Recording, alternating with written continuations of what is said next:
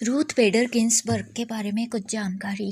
कुछ सालों पहले लोगों का मानना था कि मर्दों की तुलना में महिलाएं अच्छी लीडर नहीं बनती हैं। वे बिजनेस और सरकार में महत्वपूर्ण निर्णय नहीं ले पाती। महिलाओं को 3 चीजें करने के लिए प्रोत्साहित किया जाता था: पति खोजना, बच्चे पैदा करना और घर का काम करना। साथ में लोग यह भी मानते थे कि मर्द बच्चों की अच्छी तरह देखभाल नहीं कर सकते थे। 1930 और 1940 में इस प्रकार के माहौल में रूथ गिन्सबर्ग बड़ी हुई। कुछ परिवर्तन जरूर आए, पर यह सीमाएं 1950, 1960 और 1970 के दशकों में भी रही। अब पहले से ज्यादा संख्या में महिलाएं घर से बाहर काम करने जाने लगी थीं, पर अभी भी उनका रोल बहुत सीमित था। महिलाएं टीचर, नर्स और एयरलाइन में सहायक बन सकती थीं, पर बहुत कम महिलाएं ही कॉलेज में प्रोफेसर, डॉक्टर या हवाई जहाज की पायलट बन सकती थीं। पर कुछ लोग ऐसे थे जिन्हें महिलाओं के इस सीमित रोल पर गुस्सा आता था। महिलाओं की पुरुषों के साथ बराबरी की लड़ाई बहुत पहले ही शुरू हुई थी। उसकी अगुवाई सुजन बी अंथोवे 1820 से 1906, एलिज़ाबेथ कार्डी स्टैंटन 1815 से 1902, सोजोन टूथ 1797 से 1883 और अन्य महिलाओं ने की थी। इस लड़ाई को आगे रूथ बेडर गिन्सबर्ग ने जारी रखा। रूथ का जन्म 15 मार्च 1933 को ब्रुकलिन, न्यूयॉर्क में हुआ। रूथ के पिता नाथन बेडर कपड़े के कारोबारी थे। वे जानवरों फर के कोट और हैट बनाते और बेचते थे। रूथ की मां सेलिया एम्स्टर बेडर घर और परिवार की देखभाल करती थीं। लड़कियों की पढ़ाई और उनके पेशों के बारे में सेलिया के विचार बहुत प्रगतिशील थे और उनका रूथ के ऊपर गहरा प्रभाव पड़ा। रूथ ने अपनी मां के बारे में लिखा, वो बेहद तेजस्वी थी और उन जैसा साहसी व्यक्ति अपनी जिंदगी में मुझे और कोई नहीं मिला। दुर्भाग्यवश सेलिया का देहांत जून 1950 में तब हुआ जब रूथ हाई स्कूल पास कर रही थी। बेडर परिवार के लिए यह पहली शोकपूर्ण घटना नहीं थी। रूथ की एक बड़ी बहन थी, मैरीलिन, तब चल बसी जब रूथ बिल्कुल छोटी बच्ची थी। माँ की मृत्यु से रूथ को बहुत धक्का लगा, पर उसे पता था कि माँ चाहती थी कि वो अपनी पढ़ाई जारी रखे। फिर सेलिया की मृत्यु के 3 महीने बाद रूथ ने कॉर्नेल यूनिवर्सिटी न्यूयॉर्क में दाखिला लिया। वो आगे क्या करेगी, शुरू में उसे यह स्पष्ट नहीं था। यह 1950 का दशक था। उस समय अमेरिका के कुछ नेता, विशेषकर जोसेफ मैकार्थी, लोगों की स्वतंत्र सोच और बोलने की आज़ादी पर लगाम लगा रहे थे। जो लोग सरकारी मत से सहमत नहीं थे उन्हें चुप कराया जा रहा था, जेलों में डाला जा रहा था। कॉर्नेल में अपने एक प्रोफेसर से रूथ ने सीखा कि वकील इन अन्यायों के खिलाफ कोर्ट कचहरी में लड़ सकते थे। वकील कोर्ट में भेदभाव से भी लड़ सकते थे। जब रूथ ने एक होटल के बाहर यह साइन बोर्ड देखा, कुत्ते और यहूदी वर्जित, तब उसने वकील बनने की ठानी। 1956 में रूथ ने कानून पढ़ाने वाले स्कूल में दाखिला लिया। उसने हार्वर्ड लॉ स्कूल, कैम्ब्रिज से शुरुआत की और बाद में कोलंबिया लॉ स्कूल में न्यूयॉर्क सिटी में पढ़ी। यह अमेरिका की सबसे प्रसिद्ध लॉ स्कूल है। 1959 में अपने बैच में प्रथम आने के बावजूद रूथ को पढ़ाई खत्म करने के बाद पहली नौकरी मिलने में बहुत दिक्कत हुई। अंत में जज एडमंड पल्मिएरी ने उसे नौकरी दी। जज साहिब और अन्य वकीलों को जल्द ही रूथ की काबिलियत समझ में आई। पहले जिन कंपनियों ने रूथ को नौकरी देने से इनकार किया था, अब वे सभी उसे नौकरी देने को आतुर थे। पर अब रूथ की रुचि पढ़ाने में थी। 1963 में रूथ अमेरिका रूथजेर्स लॉ कॉलेज में पहली महिला प्रोफेसर बनी। 1972 के बाद में उन्होंने कोलंबिया लॉ स्कूल में पढ़ाया। लॉ स्कूल में जब रूथ प्रोफेसर थीं, तब वो महिलाओं की बराबरी की लड़ाई में शामिल हुई। उन्होंने अमेरिकन सिविल लिबर्टीज यूनियन के साथ काम किया। इस संस्था का मिशन अमेरिकी संविधान में दिए नागरिक अधिकारों की सुरक्षा के लिए लड़ना था।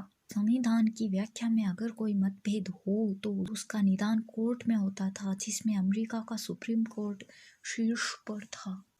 वकील कोर्ट में जाकर यह नहीं कह सकते थे कि वे भेदभाव या नस्लवाद से लड़ना चाहते थे। अमेरिकी कानून के अनुसार वकील उस व्यक्ति का प्रतिनिधि होता है जिसे किसी प्रकार की हानि हुई हो।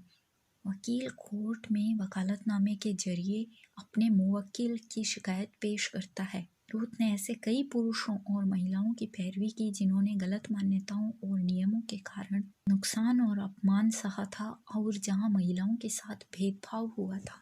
1973 में रूथ ने सुप्रीम कोर्ट में अपने पहले केस की पैरवी की। उस केस के समय रूथ इतनी घबराई हुई थी कि उन्हें लगा कि वो गिर पड़ेंगी। वो केस एक महिला शेरोन फ्रोंटिएरो का था। वो अमेरिकी एयरफोर्स के मिलिट्री अस्पताल में काम करती थीं।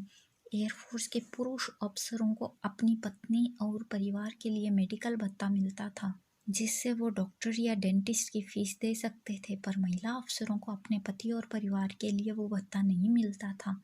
फ्रोंटिएरो की वकील रूथ के तर्क के अनुसार यह अमेरिकी संविधान का सरासर उल्लंघन था। संविधान के अनुसार हर एक अमेरिकी नागरिक को कानून के हिसाब से बराबर की सुरक्षा मिलनी चाहिए। इसलिए एयरफोर्स फ्रोंटिएरो और अन्य महिला कर्मचारियों के साथ बिना किसी कारण के गैर बराबरी का व्यवहार कर रहा था। जब शेरोन फ्रोंटिएरो वो केस जीती तो वो विजय सिर्फ शेरोन फ्रोंटिएरो की नहीं थी, वो एयरफोर्स में कार्यरत सभी महिलाओं की जीत थी।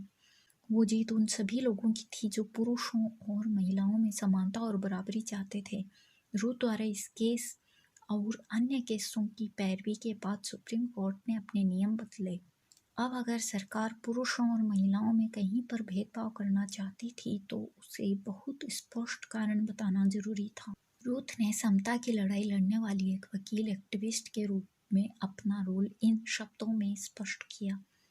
मैं जजों को सिखाना चाहती थी कि महिलाओं के बारे में उनकी मान्यताएं गलत थीं। उन गलत धारणाओं के कारण महिलाओं और लड़कियों के लिए अवसर और उनकी आकांक्षाएं आदि बहुत सीमित हो रही थीं। को कानून के कॉलेजों में पढ़ाने के बाद और देश भर के कानूनी केस जीतने के बाद 1980 में रूथ बेडर गिन्सबर्ग कोलंबिया डिस्ट्रिक्ट में जज बनी। रूथ और उनका परिवार वाशिंगटन डीसी शिफ्ट हुए। फिर 13 साल बाद 1993 में जज रूथ बेडर गिन्सबर्ग से अमेरिकी सुप्रीम कोर्ट की जस्टिस रूथ बेडर गिन्सबर्ग बनी।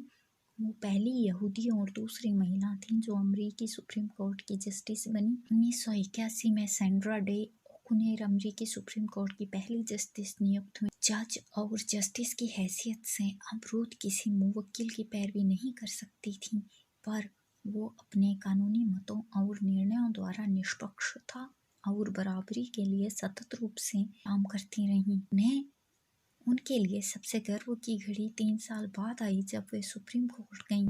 उस समय सुप्रीम कोर्ट ने वर्जीनिया मिलिट्री इंस्टीट्यूट द्वारा लड़कियों के बहिष्कार का केस सुना। यह एक प्रसिद्ध कॉलेज था जो नागरिक सैनिक बनने का शिक्षण देता था। कॉलेज ने दलील दी कि अगर वो लड़कियों का दाखिला देंगे तो उससे उनका स्कूल नष्ट हो जाएगा।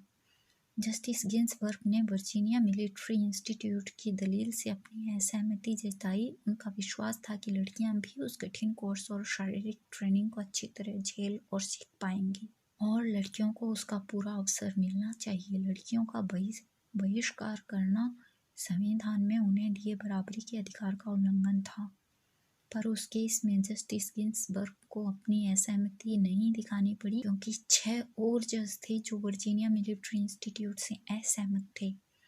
अंत में जस्टिस गिन्सबर्ग ने अपना मत लिखा कि वर्जीनिया मिलिट्री इंस्टीट्यूट लड़कियों का बहिष्कार नहीं कर सकता था।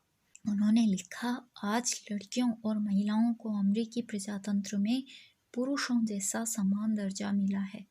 वो यह भी कह सकती थीं कि इसको दिलाने में उनका एक वकील की हैसियत से बहुत बड़ा रोल था, पर उन्होंने इसका उल्लेख कहीं नहीं किया। उन्हें कोर्ट में खड़े होकर अपने निर्णय को संक्षिप्त में पढ़ा और इस तरह बराबरी की एक और मिसाल कायम की। जस्टिस रूथ बेडर गिन्सबर्ग कहती हैं कि उन चीज़ों के लिए लड़ो जो तुम्हें प्रिय हों और जो तुम्हें चिंतित करती हों, पर ऐसे लड़ो जिससे और लोग भी तुम्हारे साथ उस लड़ाई में शामिल हों।